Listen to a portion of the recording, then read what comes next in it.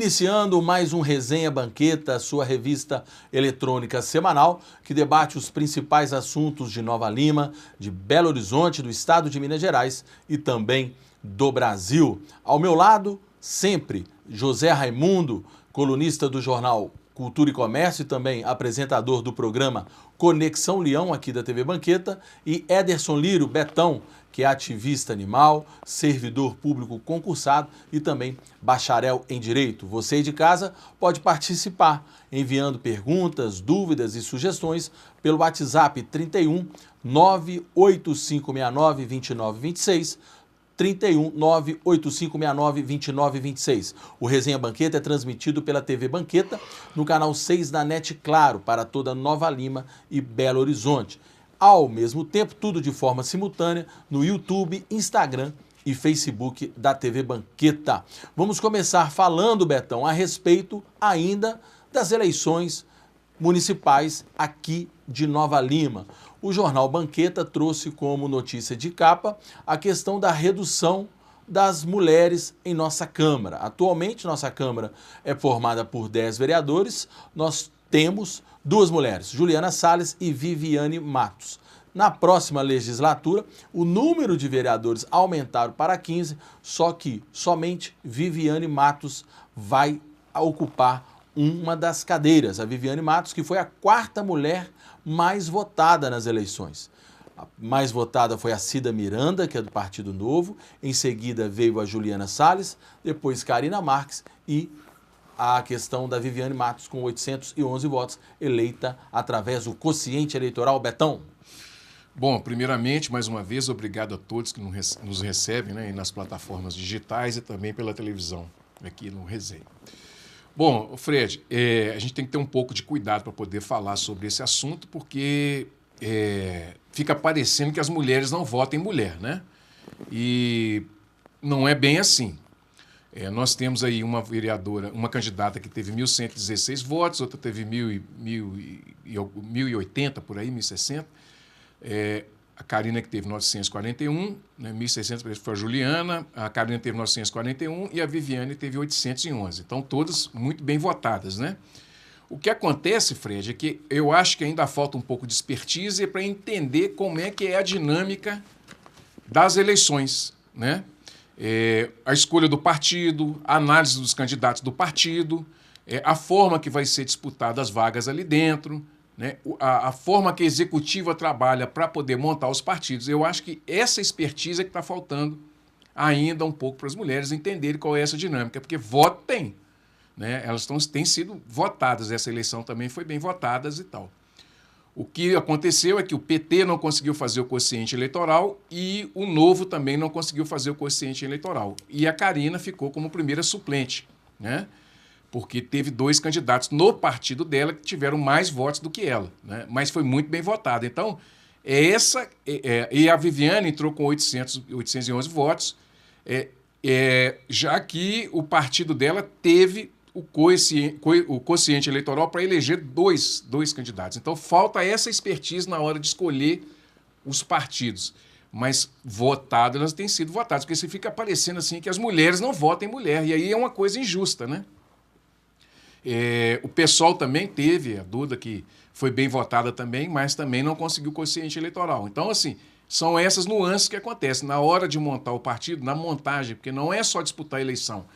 Tem uma ciência ali para poder montar os partidos e fazer as candidaturas que consigam fazer essa junção de votos para que a mais votada pudesse ser eleita. Ok, sua opinião, Zé Raimundo, por favor. Olá, Fred, Betão, um grande abraço a vocês que nos acompanham aí pelos canais de comunicação da TV Banqueta. Falou bem o Betão. Faltou estratégia dos partidos para poder fazer uma seleção melhor, fazer uma expertise, como diz o Betão, para que as mulheres pudessem abocanhar mais cadeiras na Câmara Municipal. A expectativa era de, pelo menos, manter os 20%. Era 20% de 10, eram as duas que estão terminando o mandato agora, e teria que ter pelo menos mais uma. Então, teríamos numa bancada de 15, teríamos que ter pelo menos 3 mulheres na bancada. É claro que isso pesa, a reportagem falou bem, as mulheres estão num crescimento grande, todos os sentidos, né? Hoje, nós até sempre comentamos aqui, as grandes empresas, você tem mulheres no comando, mulheres nas diretorias, coisas que nós não tínhamos isso há 20, 30 anos atrás. Então, a mulher cresceu muito nos últimos tempos, só que na política ainda está travada, tem alguma coisa que está travando. Esse detalhe que disse o Betão é um detalhe que eu acho que pesou bastante. O exemplo, talvez, maior disso é a Juliana Salles, que foi muito mais bem votada na última eleição, teve 2.000 e poucos votos, mudou de partido e teve uma queda brusca aí de praticamente 50% na sua votação. Isso também pesou bastante para que ela não fosse reeleita, né? Agora como vereadora. Então, é preocupante, sim, numa Câmara Municipal de Nova Lima, com 15 cadeiras, apenas uma cadeira ocupada por uma mulher. Tem que repensar isso, a mulherada, os partidos, para que na próxima eleição as mulheres tenham um poder maior de conseguirem chegar eleitas para ter uma representatividade maior na nossa Câmara Municipal, que realmente faz falta, né? Só homem lá está ruim. A gente queria que tivesse mais mulheres, com certeza. Só para confirmar os dados, a Cida do Partido Novo, 1.116, foi a 17ª mais votada. Juliana Salles, a 18ª mais votada, teve 1.066 votos, como muito bem disse o Betão. Essas duas, os partidos PT e Novo, não conseguiram o quociente eleitoral. Karina Marques, 941 votos. O Mael foi eleito. Perdão, Karina Marques é PSD. Nós estamos falando de Tiago e nós estamos falando de Silvânia. A Viviane, que foi a 23ª mais votada, com 811 votos, ela sim foi pelo Mael, que é o Partido União. Agora, uns dados importantes que o Jornal Banqueta traz em sua matéria é o seguinte, para você ter ideia, no Brasil existem 58.309 vagas para vereadores. Nas eleições de 2024, 10.603 dessas vagas foram preenchidas por mulheres, o que representa 18%. Em Nova Lima, agora com uma cadeira em 15, o índice é de 14%. Outro dado bem legal que a gente traz na matéria, fazer só uma colinha, pessoal, que é muita coisa, que em Nova Lima, que em 1933 é que as mulheres conseguiram exercer o direito de votar e ser votada. A primeira vereadora em Nova Lima foi Laura Paes Leme, em 1959. De 33 até 2024,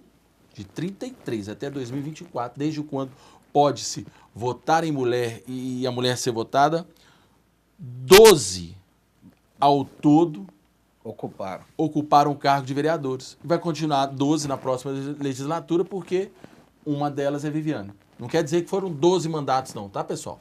12 pessoas que a gente... Dalva foi reeleita, Babá já foi reeleita, né? Ângela Lima. Então, apenas 12 mulheres na história de Nova Lima ocuparam o cargo de vereadora. É um número... Câmara, né? Na Câmara de Nova Lima. Hoje não dá nem a Câmara, né? Que a Câmara tem 15, né? Tem 15. Olha pra você ver. Outro dado, mais um outro dado também bacana, até mandar um grande abraço para o nosso amigo Fernando Capeta, é que,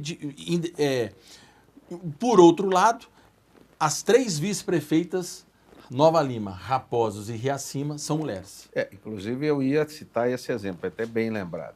Quer dizer, não temos essa representatividade na Câmara Municipal, mas hoje, em Nova Lima, e também Raposos e Riacima, conforme você frisou, tem uma vice-prefeita, que em algum momento vai assumir o cargo majoritário, maior na cidade, né? Como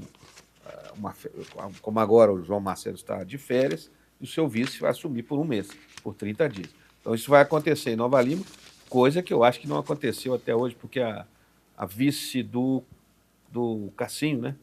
Foi a... Maria de Fatinha. Acho que ela nem chegou a assumir. Não, tem que eu me lembro. Que eu me lembro também. Que eu me lembro, não. Então, um abraço para Fatinha, gosto muito da Fatinha, pessoa do bem. Então temos aí uma vice-prefeita que vai simbolizar a mulherada aí na nossa política, né? Até para falar, pessoal, a Fatinha é servidora pública municipal concursada da Prefeitura de BH. Estive com ela no final do ano passado, ficou viúva até, mas já se aposentou do serviço público. Vamos falar, e para falar do assunto, quem é do direito, Betão, a OAB, seção de Nova Lima, até que enfim deu início mesmo, começaram-se as obras, não é apenas o lançamento de uma pedra fundamental, mas sim o início das obras da sua sede. A sede é localizada atrás do posto de saúde da UBS Vila São Luís. Está do lado ali da Secretaria de Segurança, em frente ao Ministério Público. A OAB Nova Lima que utiliza-se de duas salas em lugares diferentes. Uma na Justiça do Trabalho e a outra no Novo Fórum. Lembrando que uma das salas do OAB leva o nome do meu pai, Eduardo Mendes Filho. Uma homenagem póstuma muito bacana, né, que é do seu pai. Eu acho que isso é fundamental que a gente ilustre isso por aqui.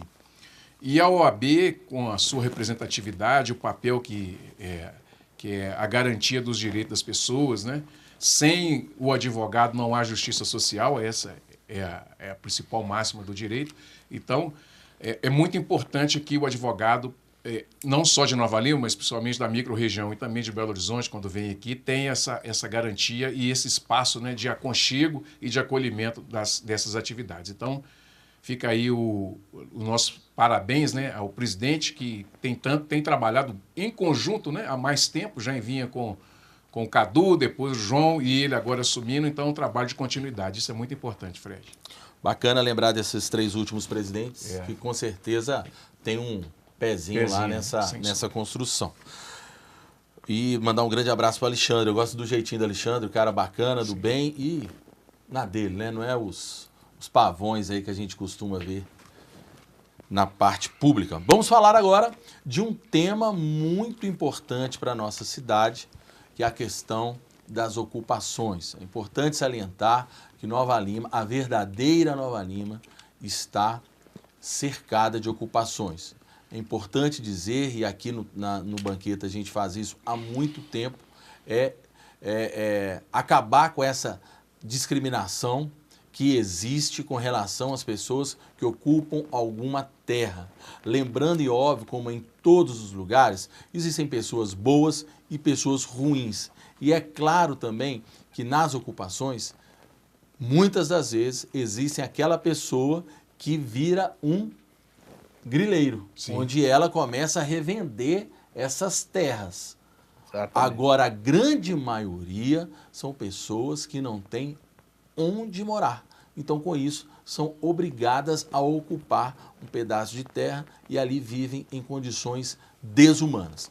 Uma dessas ocupações em Nova Lima se trata da Nova Canaã, que é localizado atrás, ao lado do Nova Suíça.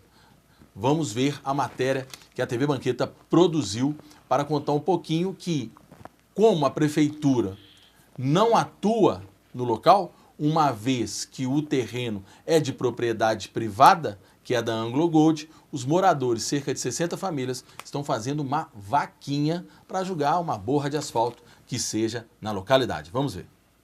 Nova Canaã é uma comunidade que existe desde 2012 e está localizada entre os bairros Alto do Gaia e Nova Suíça, em um terreno pertencente à Anglo Gold Ashanti, antiga mineradora Morro Velho.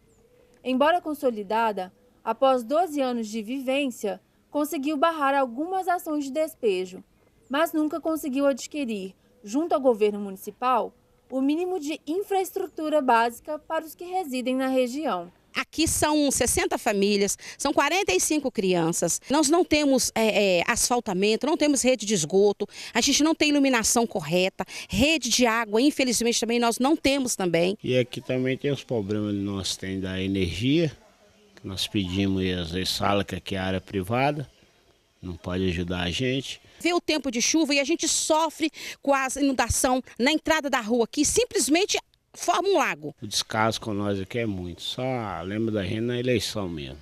A comunidade Nova Canaã resolveu arrecadar fundos por conta própria para realizar o calçamento da região, já que a Prefeitura de Nova Lima informou que não poderia realizar a pavimentação no local já que as terras são de propriedade particular da mineradora AngloGold. Jobert de Paula, apoiador da comunidade, esclarece como o calçamento fará diferença na vida dos moradores. O calçamento vai ajudar muito a vida das famílias aqui em pelo menos 3 aspectos. O primeiro deles é a segurança. Aqui é uma região que pode ter muitos deslizamentos de terra e também enchentes, né? Então a entrada aqui dá enchente mesmo, as pessoas não conseguem passar. O segundo aspecto é a questão da saúde. Esse momento agora que o tempo está muito seco, as pessoas sofrem muito com a poeira e com problemas respiratórios. E o terceiro é um aspecto de bem-estar, né? As pessoas precisam chegar nas suas casas e estar com a casa limpa. Então, assim, o ano inteiro ou é poeira ou é lama. Então aqui é gente, aqui não é bicho não. As pessoas têm que ser tratadas com respeito e merecem um mínimo de dignidade. Indignados, moradores da comunidade desabafam e afirmam como gostariam que os serviços básicos como água e luz fossem regularizados. A gente quer ter uma conta da Copasa e da CEMIG e poder todo mês ir lá na casa lotérica ou mesmo pelo Pix em casa e pagar essa conta. É simples, né? Mas infelizmente, para o poder público, parece que isso é muito complicado. Procurada pela nossa reportagem, a Prefeitura de Nova Lima informou em nota que uma vez que Nova Canaã se trata de uma ocupação irregular, a área não recebe sistema público como esgoto, drenagem e iluminação. Ressaltou ainda que a área é de propriedade da mineradora AngloGold e, neste momento, não há previsão de regularização. No entanto, declarou também que a gestão municipal trabalha ações conjuntas entre secretarias, além de negociar com as empresas mineradoras por soluções de infraestrutura mínima nas áreas ocupadas. A gente espera, né, que agora eles venham olhar para a gente, que vieram muitos aqui, né, viram a nossa situação e a gente espera que todos venham fazer de alguma forma, nos ajudar lá dentro. Enquanto o poder público não soluciona os problemas do Nova Canaã, os moradores pedem ajuda à população para contribuírem com a vaquinha da comunidade. A gente pede às pessoas que se solidarizam com isso a contribuir, a ajudar com a vaquinha que a gente está criando. As famílias vão ajudar, estão fazendo a vaquinha própria aqui também, mas é importante que quem tem um coração, que quem compreende esse sofrimento, ajude na nossa vaquinha. Ok, além de todos nós ajudarmos na vaquinha, Zé, qual é a sua opinião a respeito disso? Olha, Fred, é uma situação complexa e muito triste que a gente acaba vivendo aí no nosso dia a dia. O problema começa na raiz, começa errado já na ocupação. Então, a partir do momento que existe uma área que está começando a ser ocupada, é obrigação do poder público acolher essas pessoas e tentar administrar uma forma diferente, não com uma ocupação tão irregular. Então, a coisa já começa lá atrás na raiz. O outro problema que nós temos é a AngloGold, que é dona da cidade, que é dona de todos os terrenos, ou que fala que é dona de todos os terrenos, e todas as áreas disponíveis em Nova Lima pertencem à AngloGold, que não faz nada para ajudar, que não move uma palha para poder amenizar essa situação. Agora, os moradores estão certos, eles precisam de água, eles precisam de luz, precisam de esgoto, de água tratada, e eles têm direito, porque são seres humanos. Então, pelo que eu li na reportagem, existe aí uma lei que a prefeitura pode sim colocar pelo menos o saneamento básico para essas pessoas. E isso não está acontecendo. Então, tem que ver onde está o problema, desde o início. Erro da prefeitura, erro da AngloGold. Agora, as pessoas que estão lá, elas precisam ser acolhidas de alguma maneira. Tá certo? Sou contra as invasões. Eu não acho que é a melhor maneira das pessoas se portarem, mas a partir do momento que elas já estão lá, que já estão morando lá, precisam ser tratadas realmente como gente, como seres humanos. Então o erro está lá embaixo, está lá atrás. Não é? Ele precisa ser cuidado antes que ele venha a causar o drama que está sendo causado agora. Betão, sua opinião a respeito desse caso da Nova Canaã? Esse assunto é um assunto delicado por alguns motivos, né? Então você tem que separar algumas coisas. Por exemplo, terreno da Morvelli, da AngloGold, né? Que não tem o cuidado devido, porque talvez não seja uma área que ela tenha esse esmero como tem em outros condomínios, né? Que ela se diz proprietária do terreno. Talvez ali seguramente ali não é de interesse dela, porque se tivesse interesse, ele não deixaria, ela mesma como empresa não deixaria ocupar. Como a gente vê aí em outros terrenos dela mesma, né? Que ela não deixa ocupar, ela vai lá, põe a equipe dela, cerca, coloca vigilância e tal. Outra coisa é essa parte das pessoas que invadem o terreno e acaba grilando as terras e acaba vendendo os terrenos para as pessoas que não têm culpa, né? As pessoas estão em situação vulnerável, ganha salário mínimo às vezes. Se você for pagar um salário ou pagar um aluguel, você vai comprometer no mínimo 50% do que você ganha, no mínimo, tá? Para falar o mínimo. E vai comer o quê? Vai viver de quê? Né? Então, essas pessoas também se aproveitam dessas situações que elas ocupam, elas vão lá, invadem e depois terceirizam, né? Vendem esses terrenos para essas pessoas que são simples. Né? Com relação ao poder público, não é simples você fazer uma ocupação. Você tem uma ocupação grande de alguns territórios e para fazer qualquer coisa nesses territórios você precisa de um planejamento, você precisa de um plano, né? Você precisa de uma condição em que você consiga, por exemplo, fazer esgotamento, onde é que vai jogar o esgoto, né? Você tem área de preservação permanente. Se ali for jogar no Rio das Elas, não pode jogar no Rio das Elas? Não pode. Então, assim, o que vai ser feito? Então, precisa de estudo. Asfaltamento, você vai fazer, como é que vai ser a abertura de rua, o que vai acontecer ali na abertura de rua. Habitação, como é que vai ser a questão da regularização das habitações, né, das casas e tal. Contenções que precisam ser feitas. Então, tem uma série de coisas que precisam ser analisadas, precisam ser feitas. E isso é preciso de estudos geológicos, preciso de estudos mais aprofundados. O que eu vejo é que, como não há pela empresa uma vontade, né, de resolver o problema, ou ela fala, nós vamos doar o terreno, vamos fazer alguma coisa nesse sentido para criar uma regularização mobiliária ali daquelas pessoas, e aí o poder público entra para poder regularizar toda a questão, que você tem que colocar iluminação, você tem que colocar água, tem que colocar rede de esgoto, você tem que asfaltar e tal. Isso tudo demanda tempo, né?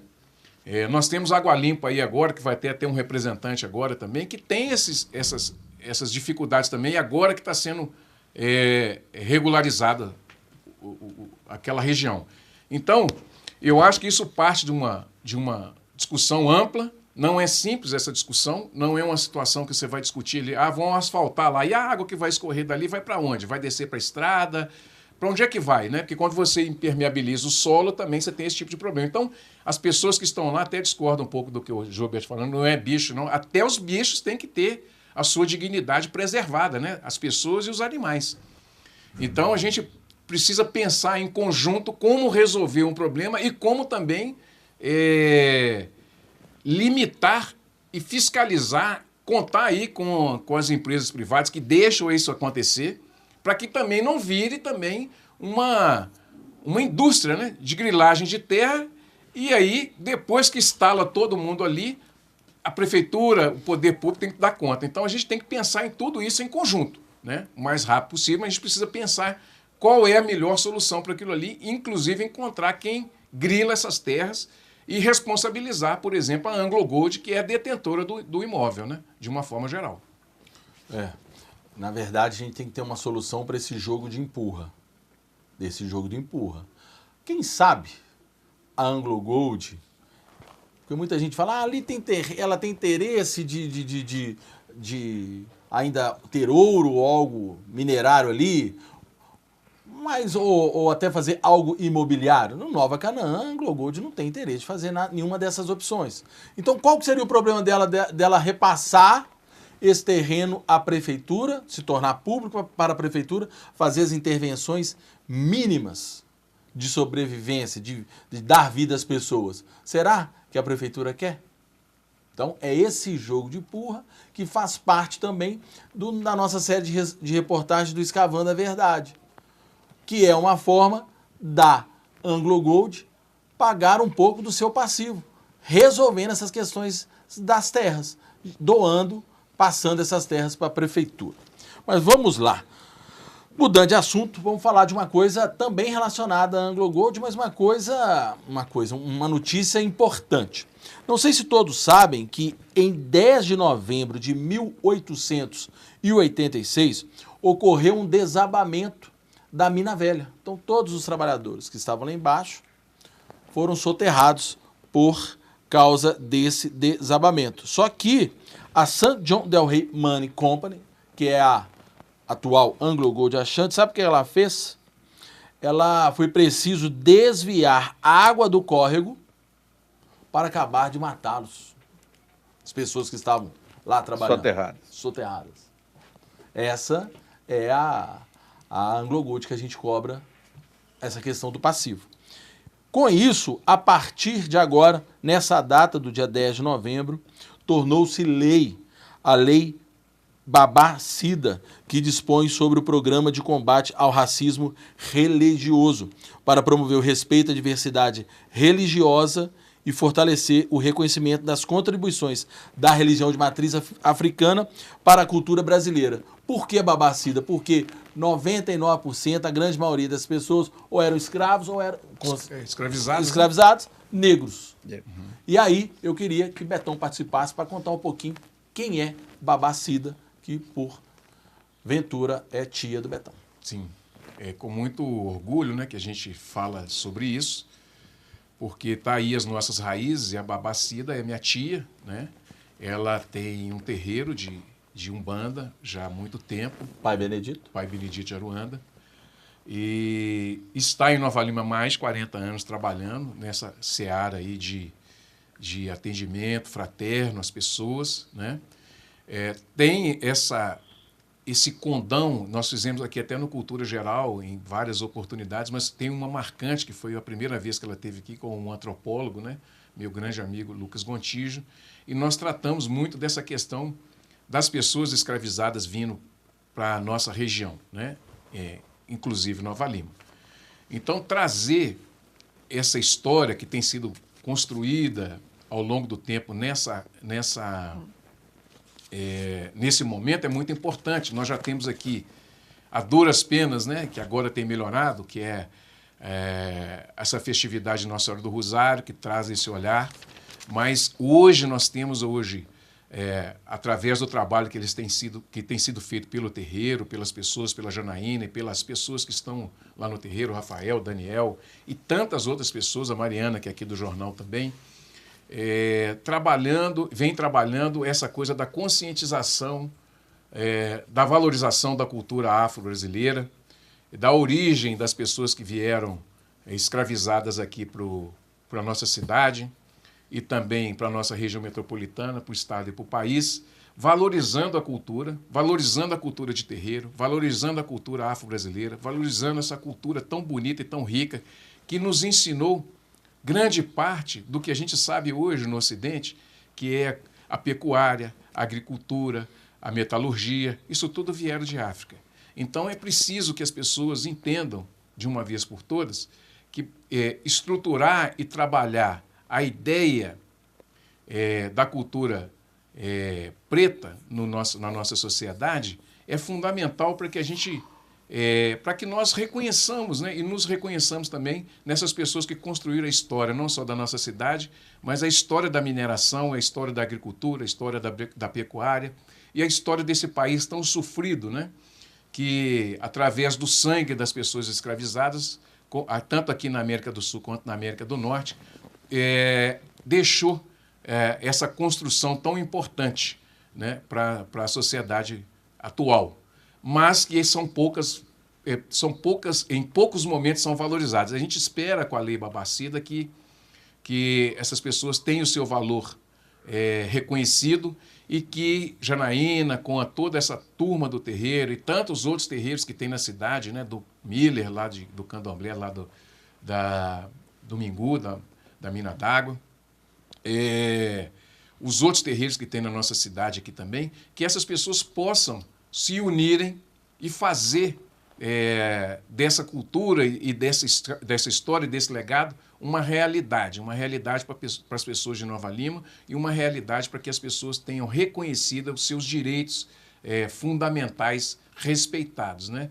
E que as pessoas da periferia, que ainda a antropologia explica isso, né? Por que essas pessoas pretas foram afastadas para as periferias, que essas pessoas da periferia também se sintam representadas através dessa lei e através desses movimentos que são tão bonitos e tão pujantes hoje aqui na nossa cidade, Fred. Então, esse fica o abraço, o aperto, né? Aperto de abraço mesmo no coração de todos, e que a gente possa, através desse movimento todo, criar um novo marco para que as pessoas se sintam representadas. Muito bacana essa homenagem a Babá Cida, até porque é muito novo essa questão de reconhecer a história do povo negro, que até pouco tempo só tínhamos acesso a uma história, que é a dos ingleses. E muita coisa tem que ser mostrada, revelada. E ainda a gente está na contramão. Já que é uma resenha, eu já ouvi um zum, que a Secretaria de Turismo pode funcionar onde que é o centro de memória da Anglo Gold. Aí eu falo, poxa vida, né?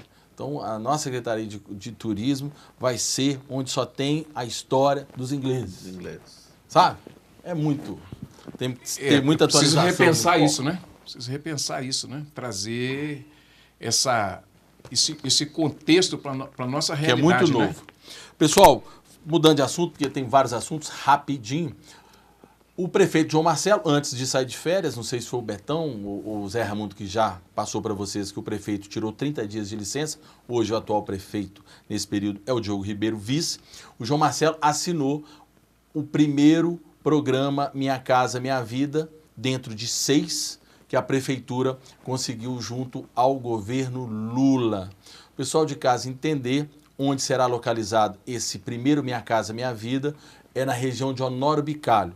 Você indo para Rio Acima, na hora que chega naquela antiga peneira, onde tem aqueles comércios do Leco, aqueles comércios ali, do lado de frente, vão ser essas unidades. E o legal, tem uma novidade, são 32 unidades habitacionais, são poucas, mas só para também já adiantar, semana que vem nós vamos trazer detalhado no Banqueta. Nessa região vão ter 4 empreendimentos que são chamados 4 Honório Bicalhos. Esse é um dos 4. A novidade é o seguinte, não são apartamentos, são casas sobrepostas. Infelizmente eu não preparei imagem, o que são casas sobrepostas? E é moderno, até o famoso Patrimar, aquele condomínio que foi barrado e tal, tem casa sobreposta. Por quê? São casas com terreno. Então você tem aqui no plano, vão ser 2 casas, uma casa em cima da outra. Tipo casa... Só que com terreno, onde a superfície aqui da casa, minha mão aqui, ó, tem divide aqui no meio, 2 terrenos. Sim. E aqui na superfície todas, são 2 casas, só que uma em cima da outra. Então o terreno faz assim e vai para a casa de baixo. O outro terreno faz assim, vai para a casa de cima. Sim. Legal. Entendi. Bacana. Alguma Não, observação disso? Eu acho que isso é um avanço, né, para todos nós, né? E só salientando, a preferência são para as pessoas atingidas pela enchente, em especial daquela rua que me falhou o nome, ali perto do Campo do Cruzeiro. Sim. Então nós vamos para um breve intervalo, daqui a pouquinho vamos falar sobre a PPP da educação, está dando muito barulho essa questão. E vamos falar também de eleições em Belo Horizonte. E o Lula, a última do Lula, foi dizer que Jesus Cristo é de esquerda? Eu acho que Era. Era de esquerda. Vamos aguardar, vamos lá.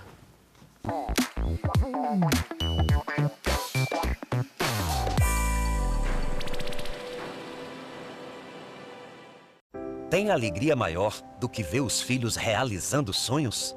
É para criar oportunidades que o governo federal ampliou as escolas em tempo integral. Com o Pé de Meia, começamos a enfrentar o velho problema dos jovens que deixam a escola para trabalhar.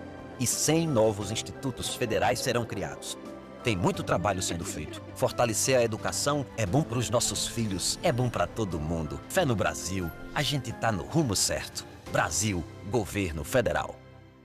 Dengue, dengue, zika, chikungunya e febre amarela urbana são doenças transmitidas por um mosquitinho, o Aedes aegypti. Contra ele, a prevenção é a melhor solução. Vamos eliminar os focos de água parada nos vasos de planta, nos pneus, nos recipientes abertos. E um repelente é sempre bom.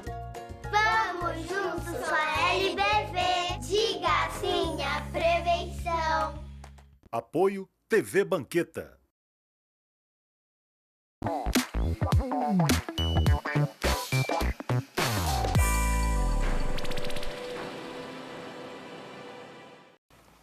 Não, perdão, gente, estamos de volta com o Resenha Banqueta, já ia para o próximo assunto. Resenha Banqueta, sua revista eletrônica semanal, que debate os principais assuntos de Nova Lima, do estado de Minas Gerais, de Belo Horizonte e também do Brasil. Conforme dissemos na passagem do intervalo, vamos falar agora sobre um tema que muito debatido na cidade, a respeito do início das atividades da PPP, Parceria Público-Privada da Educação. O início da ordem de serviço da PPP da Educação começa agora no dia 4 de novembro. Não é segredo para ninguém que a Câmara Municipal de Nova Lima aprovou a PPP da Educação, uma proposta do Poder Executivo. Importante salientar que a PPP da Educação é responsável durante 30 anos por questões de construções de escolas, reformas de prédios e também da questão da zeladoria, limpeza e cantina. Nós não estamos falando, ou a prefeitura não está falando, a respeito de questões de professores, de parte pedagógica, isso tudo continua a respeito sob o comando da prefeitura.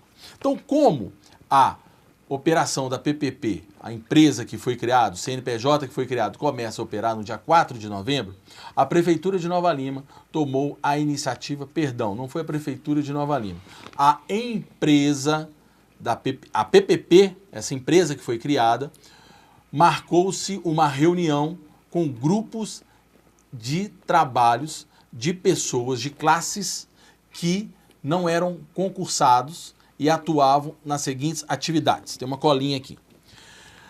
Uma empresa chamada Ipiranga, ela contratava porteiros e zeladores para trabalhar na prefeitura, uma terceirizada, ok?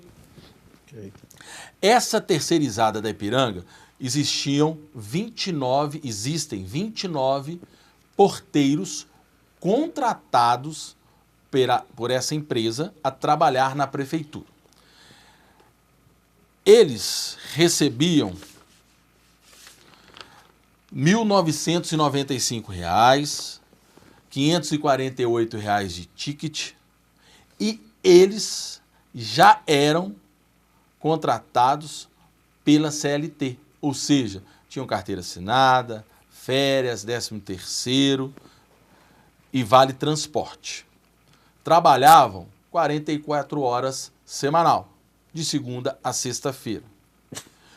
Zeladores, também da Ipiranga, existem 40. Salário base, R$ 2.302, R$ 548 de ticket de refeição e já estavam na CLT. E também tinham vale transporte, trabalhavam 44 horas semanais, de segunda a sexta-feira. Com a PPP, não vai existir mais, essas pessoas são demitidas do Ipiranga. Elas vão ser absorvidas pela essa nova empresa PPP. Lembrando que elas não são obrigadas a aceitar trabalhar na empresa, na PPP. É uma opção. Elas estão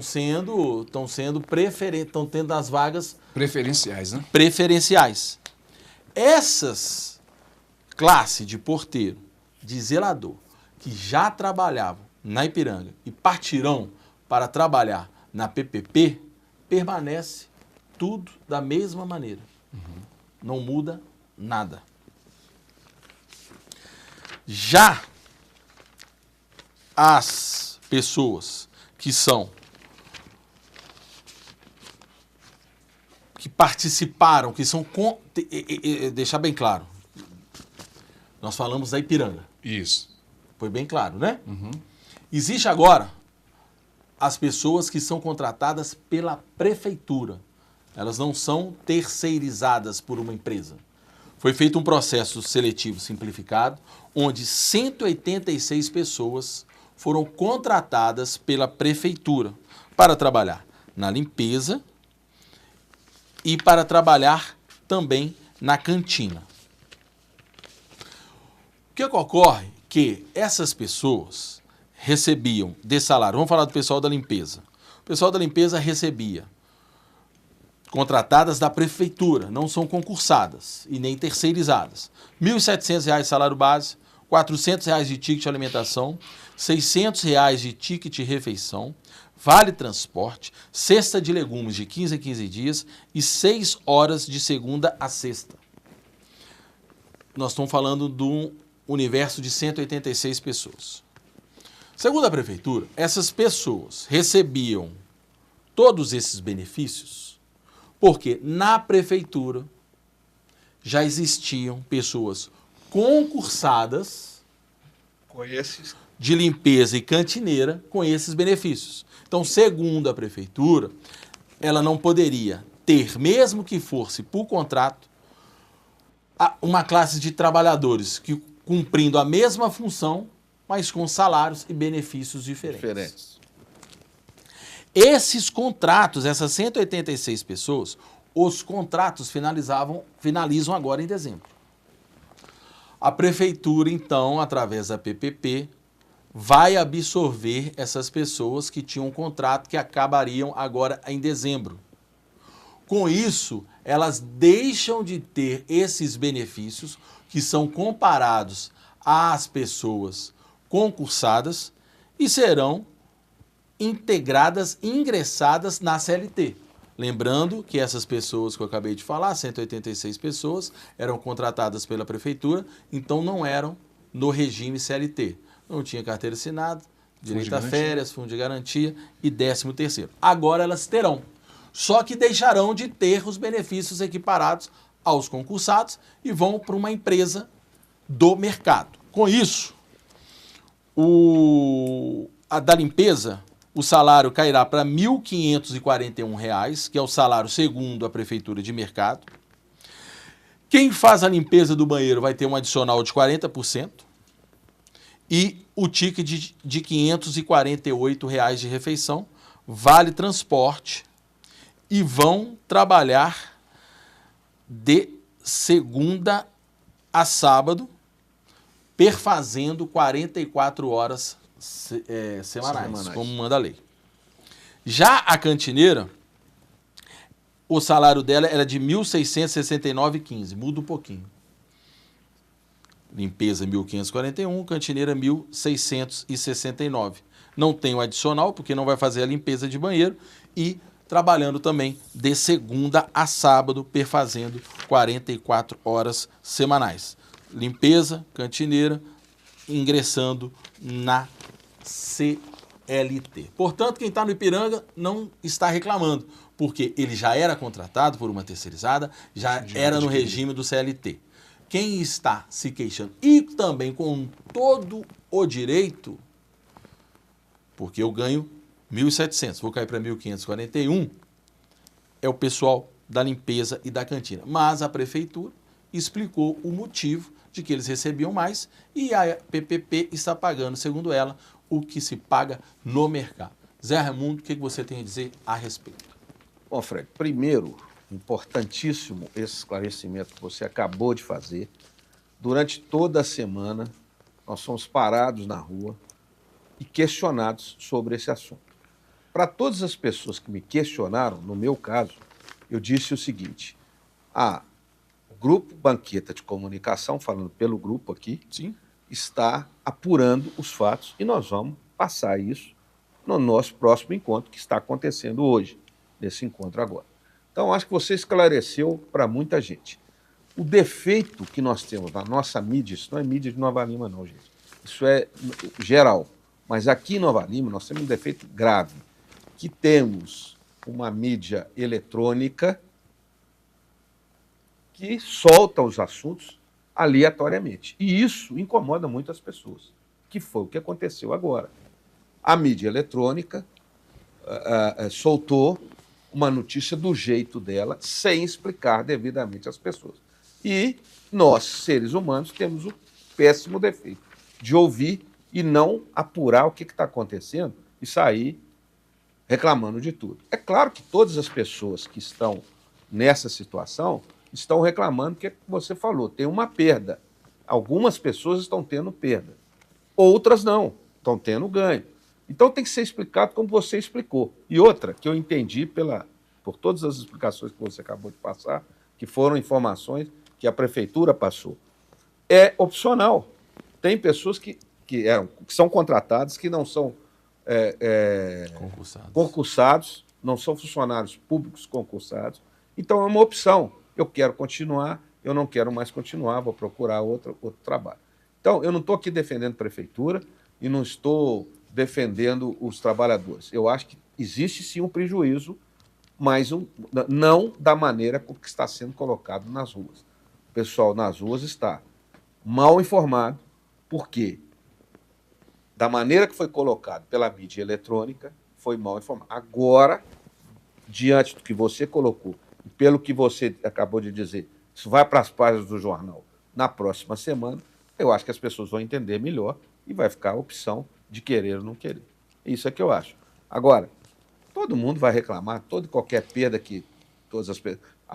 Quando nós tivemos aí, no governo Vitor Penido, uma reforma administrativa, foi uma chiadeira danada, porque o cara estava ganhando acima do teto normal por uma outra política e ele deu uma consertada na situação. Ninguém morreu por causa disso, né? Aconteceu, a chiadeira foi grande, isso é normal, principalmente no serviço público. Ninguém quer perder, todos nós queremos ganhar. Agora, a avaliação de cada um. Betão, sua avaliação. Bom, primeiramente é preciso fazer um esclarecimento, né? As pessoas, eu sou concursado, por exemplo, então você tem uma diferenciação entre o terceirizado e o concursado. Você tem uma política pública, uma política de terceirização que está em andamento. E tem a readequação salarial a ser feita para até se tornar sustentável e viável essa migração, essa contratação. O que acontece é que você tinha uma condição que estava estabelecida porque você tinha uma equiparação que precisaria ser feita por causa do regime, e agora não mais, né? Então a contratação ela pode ser feita dessa outra forma. E eu acho que a gente precisa pensar nisso, e há pouco tempo também nós tivemos problemas, né? Obviamente que foi logo depois e teve a reforma administrativa com o Vitor, que foi muito bem colocada aqui. Por quê? Porque não se fazia determinados ajustes que precisariam ser feitos em determinado tempo. Então, eu acho que essas coisas, quando acontecem, ninguém é a favor de perder nada, ninguém é a favor disso, mas eu acho que até para a segurança jurídica da pessoa, por exemplo, ela estava lá como contratada na mesma condição que o servidor, mas ela não tinha, por exemplo, fundo de garantia. Hoje ela migra para um plano que ela vai ter fundo de garantia, ela vai ter ela vai ter algumas coisas que ela não tinha na outra, né? Então ficou uma relação, apesar do primeiro momento parecer que está perdendo, ficou uma relação, parece que de ganha-ganha. Você perdeu um pouco aqui, mas você ganha ali na frente. Porque, por exemplo, um servidor concursado, quando sai, ele não tem um acerto, por exemplo, de fundo de garantia, né? Então, o servidor que está hoje na ativa, o servidor concursado, ele tem uma estabilidade, mas quando ele sai, ele não tem acerto nenhum. Ele só sai com o que ele trabalhou no mês ali, com a receita que ele tem ali naquele momento. Então, é muito importante que isso fique claro também. Pessoal, vamos passar para outros temas. Nós temos 4 temas e 10 minutos. Vamos ser o mais breve possível. Vamos falar agora das eleições em Belo Horizonte. Eleição que acontece 26 de outubro, ou seja, no outro final de semana. Ontem, quinta-feira, Itatiaia divulgou uma pesquisa Itatiaia Doxa. Vamos aos números. Daqui a pouquinho na tela vai aparecer. Vamos lá. A pesquisa Itatiaia Doxa foi feita entre 13 e 15 de outubro, com 1.350 pessoas. A margem de erro é de 2,67 pontos percentuais para mais ou para menos. E o nível de confiança é de 95%, registrada no TSE sobre o número, isso é a gente exigido dizer, MG 02058/2024. Vamos lá. A pesquisa traz que 50,5% dos eleitores votam em Fuad, 35,5% em Bruno Engler, 8,4% nenhum branco ou nulo e 5,6% não responderam. Se você somar 8 mais 5, 13, 14%. Então tem 14% de pessoas ainda que não definiram ou que vão votar em branco. Já se você pegar os votos válidos, que é quando você retira brancos e nulos, que é o resultado que sai no domingo, 58,7 a 41,3. Mas hoje as campanhas trabalham com esse número porque é importante você pegar os votos de nulos, transformar em votos favoráveis e não sabem transformar também em votos favoráveis. Betão, qual a sua análise dessa pesquisa? Tudo aberto ou você acha que o Fuad caminha para a reeleição? Eu acho que o Fuad caminha para a reeleição, né? Mas eleição é aquela que a gente sempre comenta aqui, né? Eleição é só depois da apuração, porque ali a diferença, por exemplo, você coloca a diferença de 15 pontos. Se o Bruno avançar 5 pontos, quer dizer que o Fuad perdeu 5. Então, não tem tanta diferença assim não, né? Na realidade, a diferença ali é de 7%, por aí. Então, não sei se está... Não vou falar que está em aberto, não, que a vantagem é tirar 8% aí. É muita coisa em menos de 15 dias, mas eu acredito que o Fuad está com um pezinho lá na reeleição. Sua opinião, Zé? Reta final, últimos 10 dias aí para a eleição. Dá para encostar, dá para virar? Até dá. Mas concordo com o Betão. Acho que está muito pro Fuad, está bem perto. A diferença é uma diferença considerável, mas esses 10 dias aí serão cruciais para o Bruno tentar essa reviravolta. Nesse momento, eu acho que o Fuad está reeleito. Lembrando que neste final de semana, sexta-feira e sábado, tem motociata. Tem reunião na Praça da Liberdade com as presenças de Nicolas, do Cleitinho e também do Bolsonaro a favor do Engler. Não sei se isso muda, porque eu acho que quem é Bolsonaro, quem é Cleitinho ou quem é Nicolas, já está. Já está naquele número. Já está naquele também número acho, ali do Bruno, né? Ele teria que... Cleitinho que é seu candidato. Né? De jeito nenhum. Hoje eu descontei. Não tomou posse, continua só reclamando. Ai. Gente, vamos lá. Dentro disso ainda, o que interessa um pouquinho para a gente, analisar esse cenário, é a posição do prefeito João Marcelo. João Marcelo, que é do Cidadania, está apoiando o Fuad, inclusive está na propaganda eleitoral do Fuad e em um encontro do Fuad com os prefeitos da região metropolitana de BH, João Marcelo fez uma falinha em apoio a Fuad. Vamos ouvir. Eu acho que essa união aqui tem uma representatividade muito grande sobre o futuro que a gente acredita, mais do que para Belo Horizonte, mas para toda a nossa região metropolitana. Então, vamos direto também com um vídeo ao contrário. O Zema apoiando o Engler. Apoio político é algo que você sempre tem de fazer com muito critério para ter um alinhamento. E o meu apoio, que inclusive eu estarei manifestando, nós tivemos ontem junto, ao candidato Bruno Engler, que tem uma proposta mais semelhante à minha. O que o Bruno Engler quer para Belo Horizonte é um secretariado técnico. O Bruno Engler é um jovem que tem um grande potencial, que pode somar muito para o desenvolvimento de Belo Horizonte. Então, eu tenho manifestado o meu apoio a ele para que Belo Horizonte seja uma cidade com mais inovação, uma cidade que traga grandes melhorias para a população. Rapidinho, Zé Raimundo, a entrada do Zema ao Engler em apoio vai alterar? Você acha que vai crescer? Não, muito pouco. Acho que nenhum dos dois apoios, nem do Engler, nem do João Marcelo, vai mudar muita coisa aí. É um apoio que é importante, eles têm que se mostrar, o governador tem que mostrar o seu lado, mas acho que vai mudar muito pouco em termos de número. Altera? Alterar, acho que não altera, não. Eu acho que fica mais como uma aliança mesmo, né? Consolidada aí entre o João e o Fuad, né? O Zema, ele até estava na campanha do Tramonte, né? E deu no que deu. Então, acho que altera, não. Para mim, o Zema sendo Zema, aos 44 segundos tempo, é que ele vai se declarar em apoio a X ou Y. Muito em cima da hora. Né? Sem chance nenhuma para 26. É em cima do muro do caramba. Já João Marcelo, prestem atenção, é o caminho que ele está direcionando para ser candidato a deputado federal, estadual, senador, governador. É o campo político que João Marcelo faz parte e é um dos possíveis nomes para tudo isso aí. Vamos agora ver um vídeo de ontem, gravado lá na Bahia, do Lula. Vamos ouvir a fala do Lula. Por isso, meus queridos companheiros, eu fico muito orgulhoso de ver o Caetano arrumar uma vice, uma mulher negra, uma pastora. Tem nada mais extraordinário do que essa união de dois partidos de esquerda.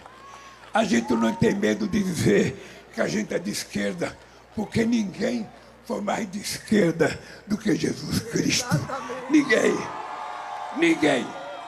Ninguém brigou mais pelos pobres do que Jesus Cristo.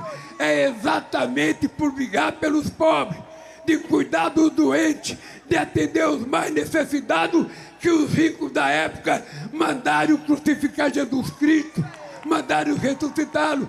E nós não podemos esquecer isso, porque não é nenhum granfino que vai cuidar de vocês, não é nenhum granfino, porque pobre só é lembrado por eles em época de eleição.